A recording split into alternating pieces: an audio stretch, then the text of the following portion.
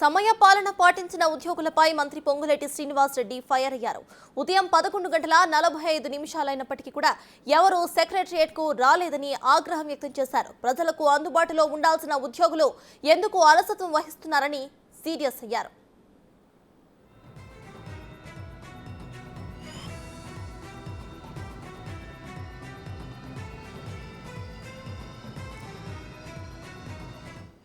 ప్రజలకు జవాబుదారీగా ఉండాల్సిన అధికారులు విధుల్లో అలసత్వం వహిస్తే కఠిన చర్యలు తీసుకుంటామని మంత్రి హెచ్చరించారు. ఉద్యోగుల అటెండెన్స్ పరిశీలించి సమయపాలన పాటించని ఉద్యోగులపై చర్యలు తీసుకోవాలని ఉన్నతాధికారులను ఆదేశించారు. దీంతో సచివాలయం ఉద్యోగులు అలర్ట్ అయ్యారు.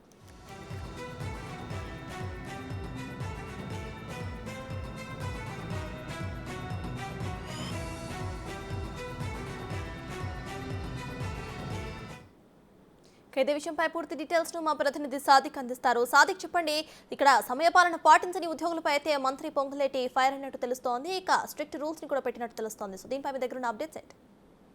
సర్తాజ్ మంత్రి పొంగులేటి శ్రీనివాసరెడ్డి ఉద్యోగులపై ఆగ్రహం వ్యక్తం చేయడం జరిగింది. ఉదయం పూట 11:45 అయినప్పటికీ రెవెన్యూ శాఖలో ఉద్యోగులు రాకపోవడం పట్ల ఆయన తీవ్ర ఆగ్రహం వ్యక్తం చేయడం జరిగింది. వెంటనే ఆధార్ పట్టి తీసుకుని ఎవరెవరైతే ఆబ్సెంట్ ఉన్నారో ఎవరైతే రోజు ఎప్పుడైతే వస్తున్నారో అన్న పూర్తి వివరాలు కూడా సేకరించడం జరిగింది.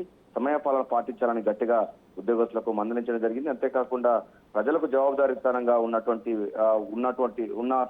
ఉండాల్సినటువంటి ఉద్యోగులు ఎందుకు సమయపాలన పాటించడం అనేది ఆగ్రహం వ్యక్తం చేయడం జరిగింది.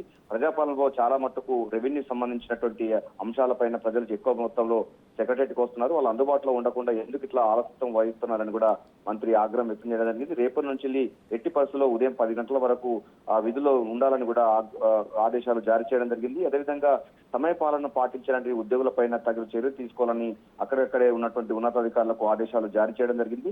దీని రెవెన్యూ శాఖ పూర్తి స్థాయిలో ప్రక్షాళన చేస్తున్నటువంటి ముఖ్యమంత్రి రేవంత్ రెడ్డి, అదేవిధంగా మంత్రి పొంగులేటి శ్రీనివాసరెడ్డి ఆ శాఖ సంబంధించిన వాటిలో ఎక్కువ ఫిర్యాదులు వస్తున్నాయి. ఎందుకంటే ధరణి లాంటి విషయాలు కానీ భూ సంబంధించిన విషయాలు ఎక్కువ కూడా ఈ శాఖకే వస్తున్న నేపథ్యంలో చాలా మంది విజిటర్స్ కూడా రెవెన్యూ శాఖకే వస్తున్న నేపథ్యంలో వాళ్ళు కూడా సరైన టైంలో ఉద్యోగులు లేకపోతే ప్రజలు ఇబ్బంది పడతారన్నటువంటి అంశం పైన కూడా మంత్రి ఉద్యోగస్తులకు స్పష్టం చేయడం జరిగింది. రేపటి నుండి ఉదయం 10 గంటలకి సెక్రటరియట్ కు రావాలని, ఉద్యోగుల విధులు నిర్వహించాలని కూడా ఆదేశాలు జారీ చేయడం జరిగింది. అంటే ఆ విధుల్లో అలసత్వం వహించేటువంటి ఉద్యోగులపైన తగిన చర్యలు తీసుకుంటామని గట్టిగా వార్నింగ్ అయితే ఇచ్చారు. దీంతో సెక్రటరియట్ లో చాలా రోజుల తర్వాత మంత్రి ఆయా శాఖలకు సంబంధించినటువంటి ఆఫీసులకు వెళ్లి ఆకస్మిక తనిఖీ చేయడంతో మొత్తం పూర్తి స్థాయిలో సచివాలయం అంతా కూడా హై అలర్ట్ అయిపోయింది. Right, thank you Sadiq.